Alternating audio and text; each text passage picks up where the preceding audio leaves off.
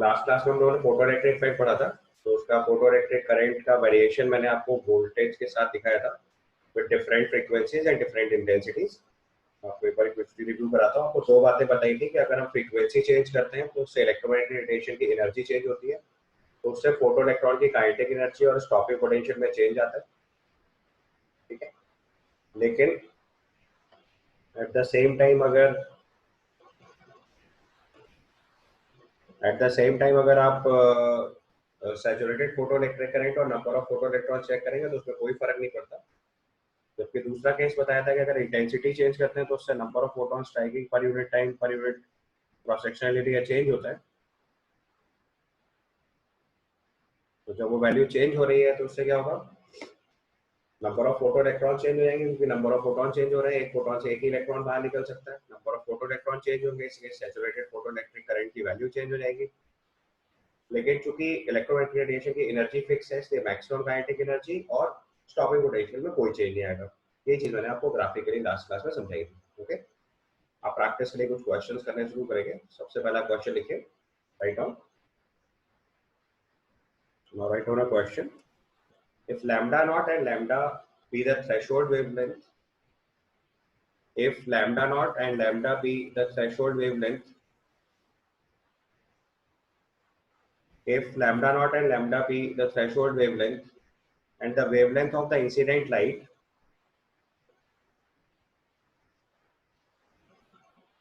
the velocity of photoelectron ejected from the metal surface is, तो आपको देखो lambda naught और लैम्डा दो वैल्यूज गिवन है, आपको फोटो इलेक्ट्रॉन की काइनेटिक फोटो इलेक्ट्रॉन की वेलोसिटी रिपोर्ट करनी है। तो आपको मैंने बताया था कि फोटो इलेक्ट्रिक इफेक्ट में जो आइंस्टाइन इक्वेशन होती है, that is K E max is equal to hc by lambda minus hc by lambda naught,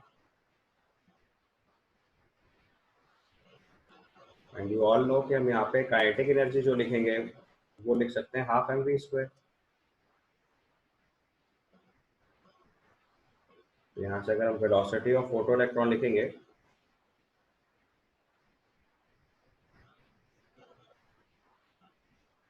velocity of photo electron अगर रिपोर्ट करेंगे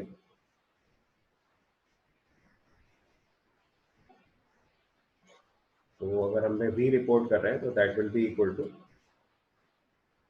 2/m इंटू hc, कॉमन कर लो, 1/लैम्डा माइनस 1/लैम्डा not और इसका अंडर रूट।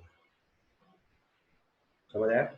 जो मैक्सिमम काइनेटिक एनर्जी है उसको हाफ mv स्क्वायर के इक्वल किया, और दोनों वैल्यूज को अगर आपको रिलेट करोगे, और आपको सिखाया था कि किसी भी फोटो इलेक्ट्रॉन की जो मैक्सिमम काइनेटिक एनर्जी होती है that is hc by lambda minus hc by lambda not. ठीक है, तो फिर जो थ्रेशोल्ड वेवलेंथ है उससे वर्क फंक्शन निकालेंगे तो that comes out to be hc by lambda naught, और जो उसकी एनर्जी है वो hc by lambda, hc by lambda में से hc by lambda naught subtract करोगे तो काइनेटिक एनर्जी आएगी। और काइनेटिक एनर्जी को हाफ mv स्क्वायर के इक्वल कर दो तो आपका रिजल्ट आ जाएगा 2 times hc by m root over 1/लैम्डा माइनस 1/लैम्डा नॉट। ठीक है, ओके, बिल्कुल स्ट्रेट क्वेश्चन है, नथिंग टेक्निकल। बिल्कुल क्लियर है कि they will go for the next question. समझ गया ना क्वेश्चन में कुछ प्रॉब्लम हो तो बताइए। Simply kinetic energy half mv square को kinetic energy of photo electron के इक्वल करके वेलोसिटी निकालना है। अगर आपको डायरेक्ट नहीं क्लिक करना है तो आप एक स्टेप और बढ़ा के लिख लो, half mv square is equal to hc by lambda minus hc by lambda naught लिखो, और फिर सॉल्व करोगे तो 2 इधर मल्टीप्लाई होगा, m डिवाइड होगा और रूट अप्लाई कर दीजिएगा, वेलोसिटी आ जाएगी। Clear? Now another question, next question लिखिए। A light source of wavelength lambda, a light source of wavelength lambda illuminates a metal and ejects photoelectron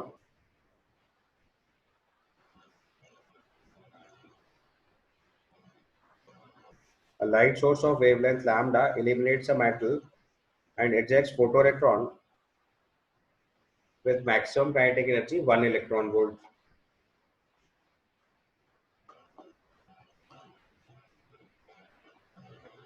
Another light source of wavelength lambda by 3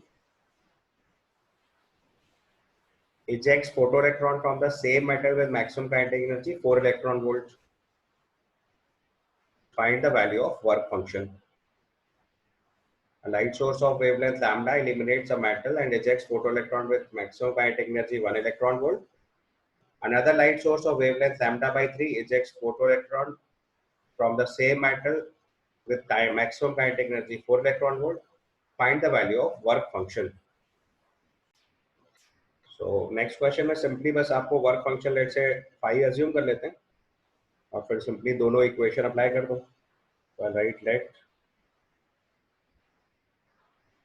work function is phi. तो जब तक metal नहीं change होगा तब work function same रहेगा, phi value रहेगी. Let the work function is phi, और जब तक मेटल नहीं चेंज होगा तब तक वर्क फंक्शन सेम रहेगा. So work function phi assume कर लिया. आप दोनों के लिए बस इक्वेशन लिख लो. तो अगर लैम्डा से वेवलेंथ स्ट्राइक कर रहे हैं तो उसकी एनर्जी हुई एच सी बाई लैम्डा. उसमें से वर्क फंक्शन सब्ट्रैक्ट करेंगे तो ये के ई मैक्स से इक्वल आएगा. तो from this equation it is H C by lambda minus phi is equal to 1. और दूसरे मेटल की यही चीज देखेंगे तो H C by lambda by 3 है. वर्क फंक्शन तो वही रहेगा 5. अब की बार जो के ई मैक्स है वो कितनी दे रखी है 4 इलेक्ट्रॉन वोल्ट. उसको सिंप्लीफाई करोगे तो ये आ जाएगा 3hc by lambda minus 5 is equal to 4. आपको वर्क फंक्शन निकालना है. फर्स्ट इक्वेशन को 3 से मल्टीप्लाई करके सेकेंड वाले इक्वेशन में सब्ट्रैक्ट कर दो. Multiply the first equation by 3 and subtract the second equation. जैसे आप फर्स्ट इक्वेशन को 3 से मल्टीप्लाई करके सेकेंड इक्वेशन से सब्ट्रैक्ट करोगे तो आपकी वैल्यू बन जाएगी -2 इज इक्वल टू -1. यहाँ से फाई की वैल्यू 0.5 इलेक्ट्रॉन वोल्ट आ जाएगी. ठीक है. So move to next question. Write down, if the energy of hydrogen atom in ground state is minus E, if the energy of hydrogen atom in ground state is minus E,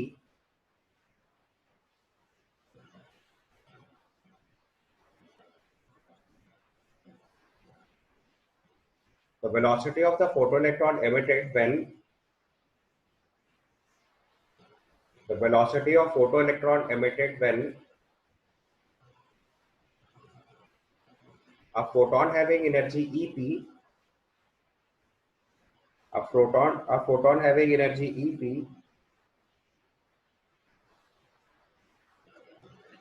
strikes a stationary Li2 plus ion in ground state is given by, if the energy of hydrogen atom in ground state is minus E, the energy of photoelectron emitted when,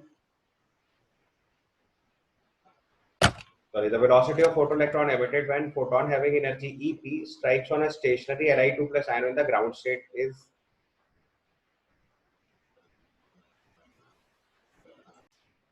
देखो hydrogen की जो ionisation energy है वो minus ही है, तो Li plus के लिए 9 ही हो जाएगा.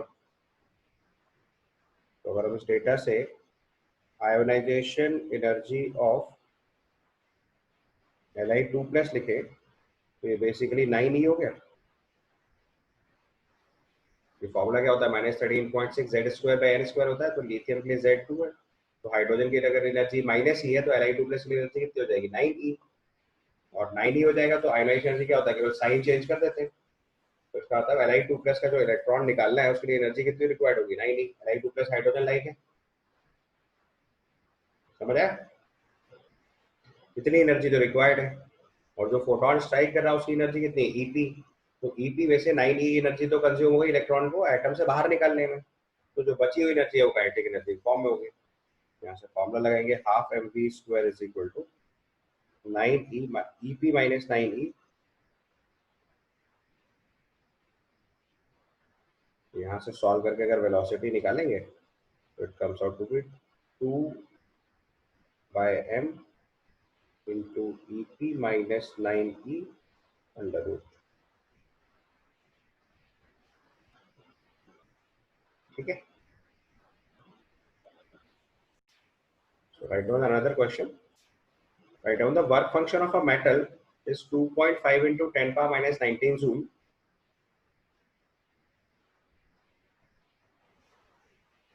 The work function of a metal is 2.5 into 10 power minus 19 joule. Find the threshold frequency for photoelectric emission. The work function of a metal is 2.5 into 10 power minus 19 joule. Find the threshold frequency of electromagnetic emission.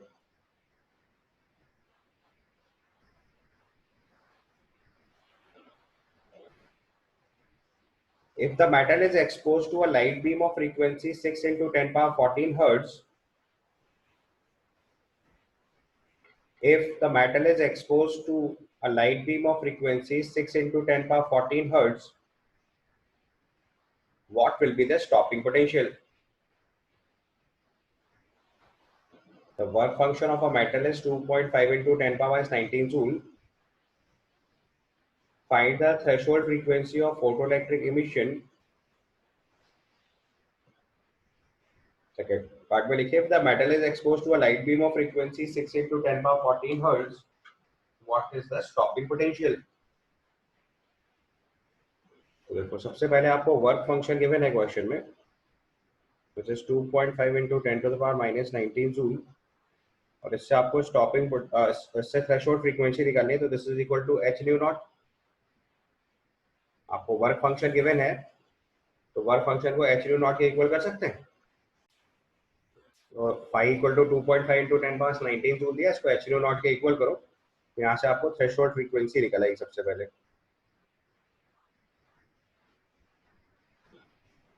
तो यहाँ से सबसे पहले solve करके हमने निकाला new not की value आ जाएगी 2.5 into 10 to the power minus 19 divided by 6.626 into 10 to the power minus 34.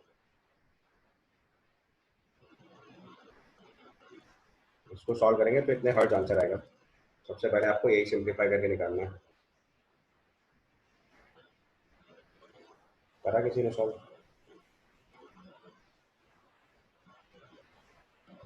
Sir, approx 3 into 10 की power 40. ये सॉल्व होके अप्रोक्सीमेटली 3.8 into 10 पावर 14 हर्ट्ज आ रहा है.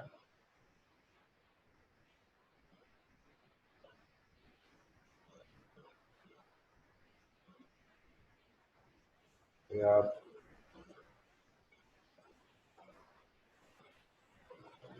राउंड ऑफ करके चाहो तो 3.9 भी लिख सकते, 4 के आसपास भी मुझे लगता है. एग्जैक्ट तो मुझे लगता है 4 के आसपास आएगा. 4 into 10 to the power 14 hertz आ जाएगा. सर प्लैंक कांस्टेंट की वैल्यू सर मतलब 6.6 शायद. हाँ ठीक है, 6.626 होती है, तो लगभग 3.8 ही आएगा. सही बोल रहे हो. तो it comes out to be 3.8 into 10 to the power 14. Approximate निकाल लो, उसमें कोई फर्क नहीं पड़ता. 6.626 होता है, तो 6.6 के आसपास रखोगे तो it comes out to be 3.8 into 10 to the power 14 hertz. ठीक है. अब एक बार थ्रेशोल्ड फ्रीक्वेंसी आ गई, तो उसने पूछा अगर मेटल को एक्सपोज करा रहे फ्रीक्वेंसी 6 into 10 power 14 हर्ट्ज से, तो उसका स्टॉपिंग पोटेंशियल निकालना है. तो सबसे पहले मैक्सिमम काइनेटिक एनर्जी निकालो फोटो इलेक्ट्रॉन की. तो के मैक्स की वैल्यू आएगी H due minus H due not. ये हो गया 6.62 into 10 to the power minus 34 into 6 into 10 to the power 14 minus 2.5 into 10 to the power minus 19. ये आपकी काइनेटिक एनर्जी आ गई. और जो मैक्सिमम काइनेटिक एनर्जी होती है उसको हम लोग E into V not equal कर देते हैं. यहाँ पे जो V नॉट होता है वो स्टॉपिंग पोटेंशियल होता है. ये V not is stopping potential.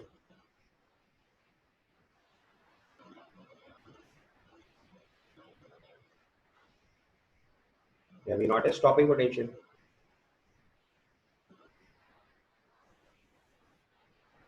ठीक है, बस वैल्यू पुट करो फटाफट. तो यहाँ से हमें V नॉट निकालना है. ये आएगा 6.62 into 10 to the power minus 34. हटाएंगे इसमें से, पावर पहले कॉमन कर लो, तो ये वैल्यू बन जाएगी 10 का माइनस 20 में.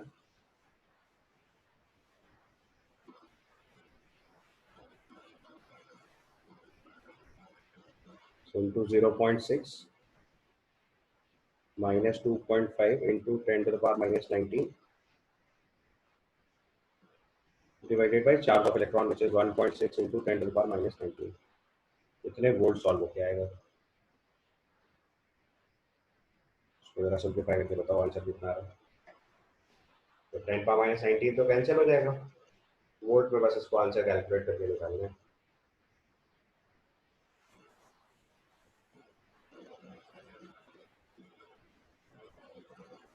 ये लगभग 0.9 समथिंग आना चाहिए मेरे हिसाब से. सॉल्व 0.91 या 92 वोल्ट के आसपास निकलना चाहिए. आ रहा है. So now write down another question. It's given a photon of energy 4 electron volt. When photon of energy 4 electron volt strikes the surface of a metal A,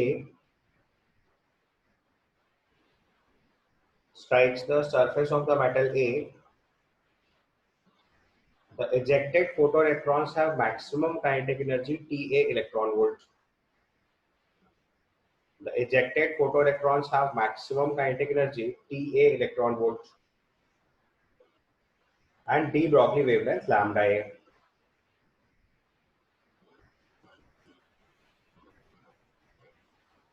The maximum kinetic energy of photoelectron liberated from another metal B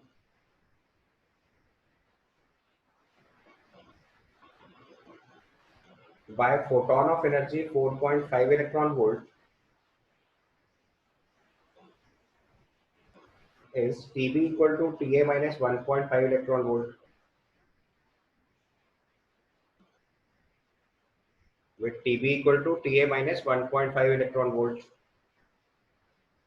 If the de Broglie wavelength of this photoelectrons, if the de Broglie wavelength of these photoelectrons lambda b equal to 2 times lambda A,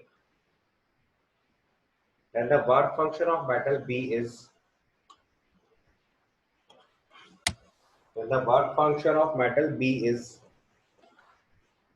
तो देखो बहुत सारा data दिया हुआ है.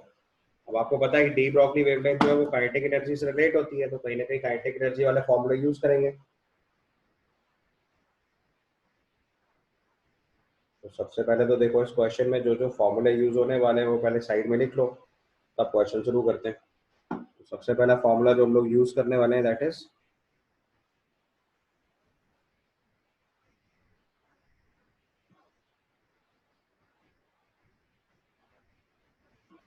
Hc by lambda minus 5 is equal to Ke max. एक formula तो ये लगाएंगे. दूसरा फॉर्मूला डी ब्रॉगली वेवलेंथ जो लिखेंगे लैम्डा वो आएगा h upon under root of 2m into kinetic energy.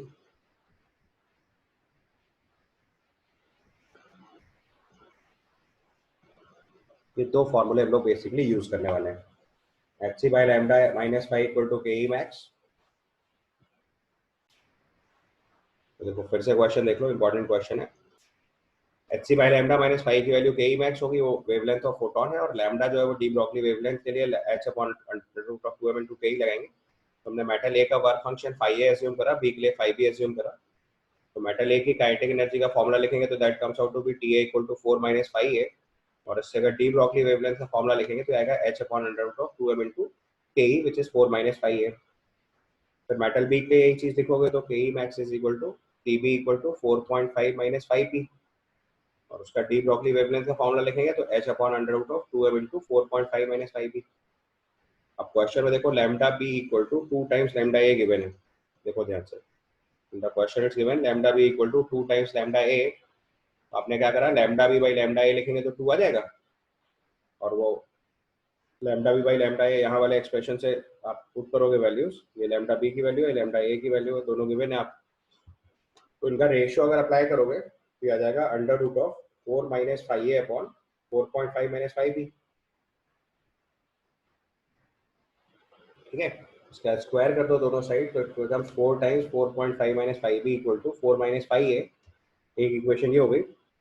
फिर दूसरा रिलेशन देखो आपको काइनेटिक एनर्जी का दे रखा है which is this one, Tb equal to Ta minus 1.5,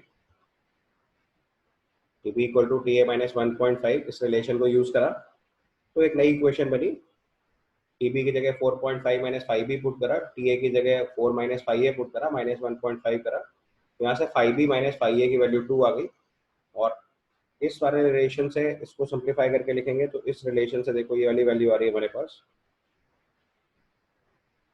from this relation आपने ये वैल्यू लिखी, सॉरी फ्रॉम दिस रिलेशन आपने ये वाली वैल्यू लिखी है 4 times 5B minus 5A equal to 14। तो सिंप्लीफाई करेंगे तो ये आएगा। Now two equations, two variables, simplify करा तो 5B की वैल्यू 4 इलेक्ट्रॉन वोल्ट आ जा रही है। ठीक है, सो क्लियर है ना पिछला क्वेश्चन। तो नेक्स्ट क्वेश्चन लिखिए, आंसर आ रहा है ना 4 इलेक्ट्रॉन वोल्ट, चेक करा किसी ने? Yes sir. Yes, sir. तो नेक्स्ट पार्ट लिखेंगे, when a metal plate is exposed to, write on another question, when a metal plate is exposed to a monochromatic beam of light,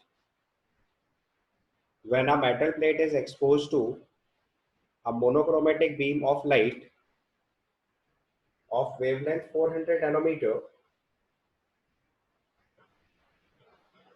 when a metal plate is exposed to a monochromatic beam of light of wavelength 400 nanometer,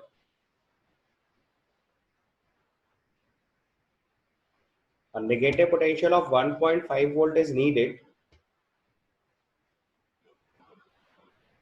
A negative potential of 1.1 volt is needed to stop the photocurrent. तो आपको समझ में आएगा अगर photo current zero करना है मतलब ये स्टॉपिंग पोटेंशियल दिया हुआ है technically. Then find the threshold wavelength of the metal. So when a metal plate is exposed to a monochromatic beam of light of wavelength 400 nanometer, a negative potential of 1.1 volt is needed to stop the photocurrent. Find the threshold wavelength of the metal. करिए question. तो देखो इस question में आपको एक चीज तो clearly समझ आ रही होगी कि जो मेटल है, मेटल प्लेट है, उसके लिए इलेक्ट्रोमैग्नेटिक रेडिएशन की वेवलेंथ दे रखी है, तो उससे हम इसकी एनर्जी निकाल लेंगे। और negative potential of 1.1 volt is needed to stop the photoelectric current given है। इसका मतलब इसका जो स्टॉपिंग पोटेंशियल है वो 1.1 वोल्ट हो गया। ठीक है, तो मोनोक्रोमेटिक बीम का मतलब हुआ एक तरह के सारे फोटॉन से, मतलब वेवलेंथ 400 नैनोमीटर से hc/लैम्डा से एनर्जी निकालेंगे।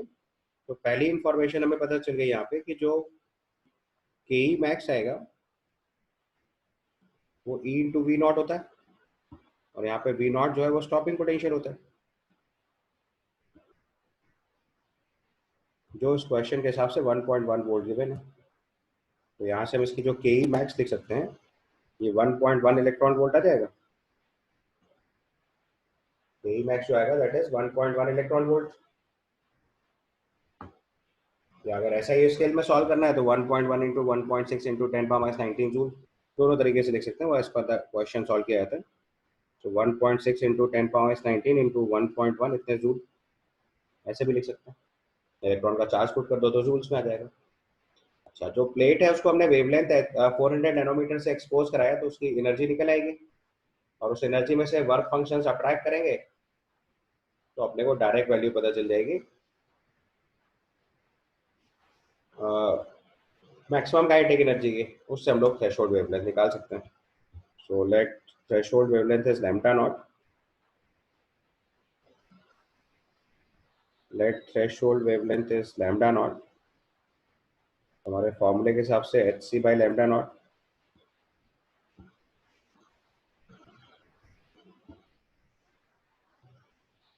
माइनस hc/लैम्डा naught is equal to 1.1 into 1.6 into 10⁻⁻19। ऐसे भी सॉल्व कर सकते हैं, this is one way. Otherwise हम लोग यहाँ पे एक शॉर्टकट यूज कर सकते हैं। hc की वैल्यू जो होती है वो हम लोग इलेक्ट्रॉन वोल्ट नैनोमीटर में यूज करते हैं। ये आप चाहो तो एक ट्रिक की तरह याद कर लो। तो hc की वैल्यू हम लोग 1240 इलेक्ट्रॉन वोल्ट नैनोमीटर यूज करते हैं।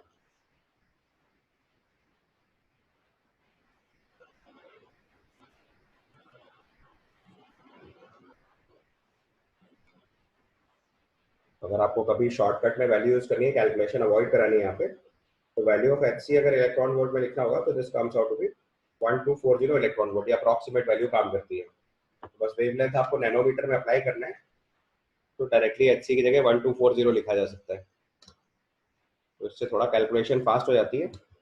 सारा डेटा हम इलेक्ट्रॉन वोल्ट में सॉल्व कर सकते हैं। तो अगर ऊपर वाली आप ऐसा ही स्केल कैलकुलेशन नहीं करना चाहते तो उसको हम ऐसे भी सॉल्व कर सकते थे। 12400/400 minus 1240/λ0 is equal to 1.1। Photo electric effect में बहुत हेल्पफुल होगा क्योंकि यहाँ ज़्यादातर डेटा इलेक्ट्रॉन वोल्ट में गिवन होगा। तो it is easy to solve like this.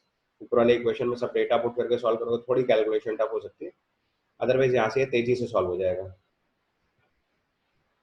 ठीक है, यहाँ से अगर आपको लैम्डा नॉट निकालना है किया जाएगा 12400/400 माइनस 1.1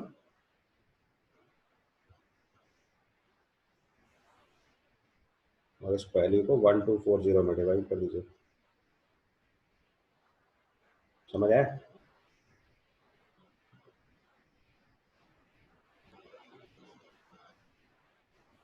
इसको सॉल्व कर लेना है। इजी टू सॉल्व, इससे कैलकुलेशन थोड़ी सिंप्लीफाई हो जाती है। आप इस रिजल्ट को डायरेक्टली यूज कर सकते हो।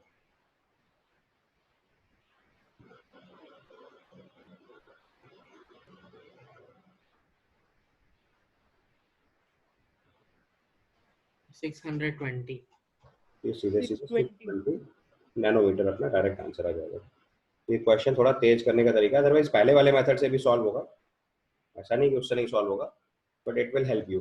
अगर हमें यहाँ पे एसआई स्केल अवॉइड करनी, यहाँ से सॉल्व करोगे तो पूरा एसआई स्केल में सब वैल्यू पुट करेंगे, उससे भी सॉल्व होकर आंसर आएगा। बट ऐसे फोटो इलेक्ट्रिक इफेक्ट के क्वेश्चन में मोस्टली क्वेश्चन इलेक्ट्रॉन वोल्ट्स में रहते हैं, तो आप इस डेटा को डायरेक्टली लर्न कर लो, it will help you. Maximum time लोग एचसी की value 1240 electron volt nanometer use करेंगे, तो ये थोड़ा कैलकुलेशन फास्ट करने में हेल्प करता है। तो this is an important result for specially for photo electric effect. Question speed up करने में आपकी हेल्प करेगा। ठीक है, सो क्लियर, 620 नैनोमीटर आपका आंसर आ जाएगा। इनको क्लियर है, then go for the next question. So write down, in a photoelectric experiment,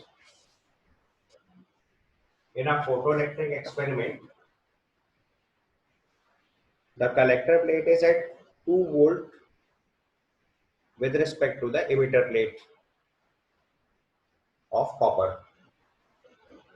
In photoelectric experiment, the collector plate is at 2 volt with respect to the emitter plate made of copper. इसका work function आपको 4.5 electron volt given है। ठीक है, work function 4.5 electron volt given है। The emitter is illuminated by a source of monochromatic light. The emitter is illuminated by a source of monochromatic light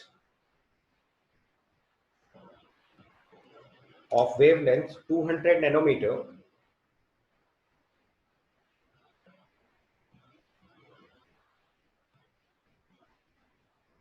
then find the maximum and minimum kinetic energy of the photoelectron reaching the collector. Then find the maximum and minimum kinetic energy of the photoelectron reaching the collector.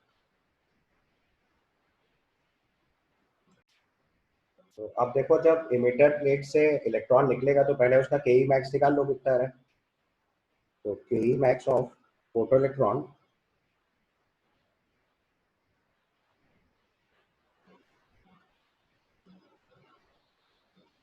के max of photoelectron emitted from emitter plate,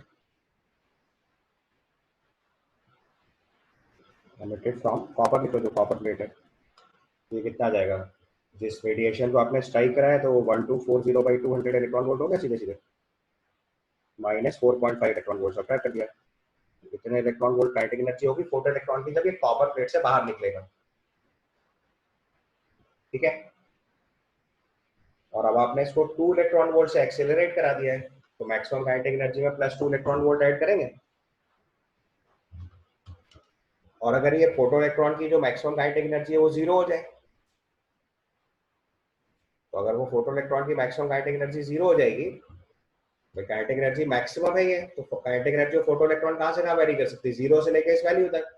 तो वहां जो photo electron निकला अगर उसकी kinetic energy 0 होगी तो भी वो 2 वोल्टेज से एक्सेलरेट होगा, तो जब वो एमिटर कलेक्टर प्लेट पे पहुंचेगा तो उसकी काइनेटिक एनर्जी कितनी हो जाएगी? 2 इलेक्ट्रॉन वोल्ट।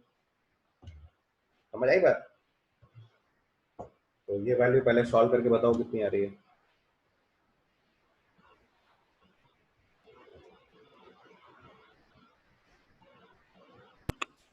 सर 1.7। 1.47 आ गया पहले आपके पास।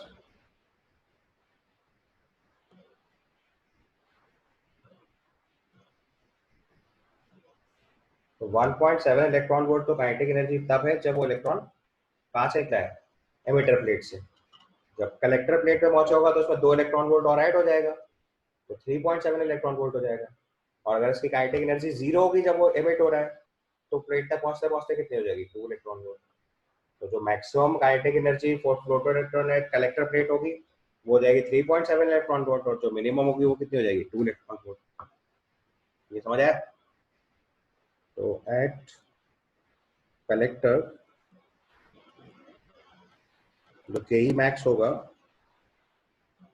वो हो जाएगा 2 + 1.7 यानी 3.7 इलेक्ट्रॉन वोल्ट, और जो के ई मिनिमम होगा वो हो जाएगा 0 + 2 यानी कि 2 इलेक्ट्रॉन वोल्ट। डन? समझ में आया ना? क्योंकि जो 2 वोल्ट आपने वोल्टेज लगा रखा है उससे इलेक्ट्रॉन एक्सीलरेट करेगा, तो उसकी काइनेटिक एनर्जी कितनी बढ़ जाएगी, 2 इलेक्ट्रॉन वोल्ट। तो जब वो प्लेट्स इमिट हुआ तो 1.7 electron volt kinetic energy maximum हो सकती थी। फोटो इलेक्ट्रॉन की एनर्जी 0 से लेके 1.7 इलेक्ट्रॉन वोल्ट के बीच में कुछ भी हो सकती है। तो फोटो इलेक्ट्रिक इफेक्ट का फॉर्मूला है ke max = hc/λ - 5। वो ke max है, मतलब काइनेटिक एनर्जी इससे कम भी हो सकती है फोटो इलेक्ट्रॉन की, क्योंकि मेटल से बाहर निकलने में कुछ एनर्जी लॉस भी हो सकती है। तो अगर मान लो पूरी 1.7 लॉस कर दी उसने बाहर आते आते सरफेस तक, तो 0 काइनेटिक एनर्जी से निकलेगा। तो उसको 2 इलेक्ट्रॉन वोल्ट से अगर एक्सेलरेट कराएंगे तो मैक्सिमम मिनिमम काइनेटिक एनर्जी कितनी बनेगी, 2 इलेक्ट्रॉन वोल्ट। और जो मैक्सिमम काइनेटिक एनर्जी कलेक्टर में पहुंचेगी वो कितनी हो जाएगी, 3.7 इलेक्ट्रॉन वोल्ट। समझ आया कॉन्सेप्ट? तो जो फोटो इलेक्ट्रॉन कलेक्टर प्लेट पे होगा वहां पे उसकी kinetic energy 3.7 electron volt, 2 electron volt से लेके 3.7 इलेक्ट्रॉन वोल्ट के बीच में होगी, कुछ भी हो सकती है। जब वो एमिटर प्लेट से निकलेगा तो वैल्यू 0 से लेके 1.7 इलेक्ट्रॉन वोल्ट होगी।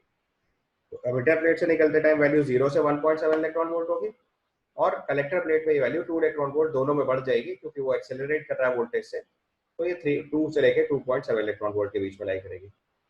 क्लियर? ये आपका चैप्टर यहाँ पे कंप्लीट हो गया। ठीक है।